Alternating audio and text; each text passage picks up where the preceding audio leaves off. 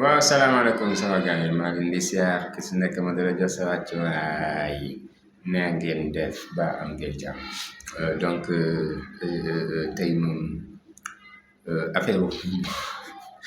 Babacar Fall journaliste RFM tey day moom ñaxtu na tey de waaye nag yéen a ko def de man de maanaam président ànd yéen seen ab liggéey moom bu kenn xamul lan la di. yéen moment bi nga xamante ne yéen a ngi war a féete si côté population bi yéen a ngi féete si nguur yi moo taxit tey tàkkale nga leen de ñi ngeen doon jàppale tey ñoo leen tàkkale maa ngi dégg sax léegi la ma ko liir yaa ngay jot ay menaces ak injure si li ma dégg waaw maa ngi koy dégg de Babacar Fall ay sa affaire moom yàlla baax na yàlla bëri na sutura mais ñun moom pour l'instant ñu ngi si balcon bi ñun moom dañuy taxaw si balcon bi di seetaan di observer ba xam waaw loolu daal laa xam ne moom mën nañ ko def ñun pour l'instant ñun patriote yi te dañoo focus waaw di xaar nag ñu dugal sama waa ji si candidat yi bu nekk 22 ab lim la waaw ab lim la de bay mu ngi noonu waaw Babacar du courage Babacar Fall du courage li nekk sa xol laa wax rek ma ne ko li nekk sa xol rek laa wax képp nag waaw bala si kenn na ma de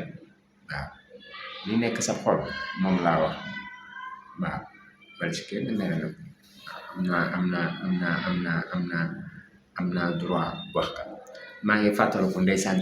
keroog bi pour la wax ne presse bi moo la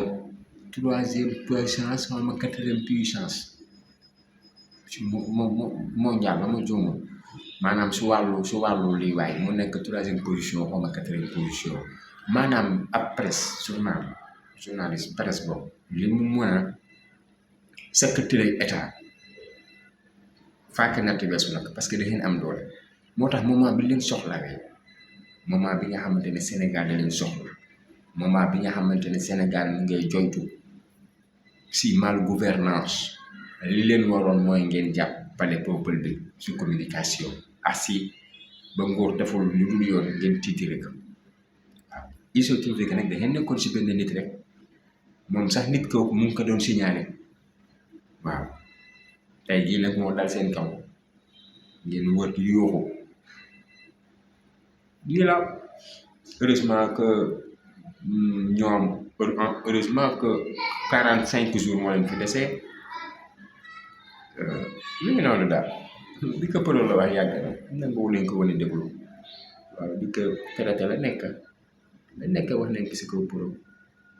tey lii ba leen dalee moom yéenewu ñu leen ko de waaye c'est le travail de votre travail gëmee noonu rek gëm dogal bi rek waaw dogal bi nañu jëli carte d'identité yi dégg ngeen nañu jëli carte d'identité yi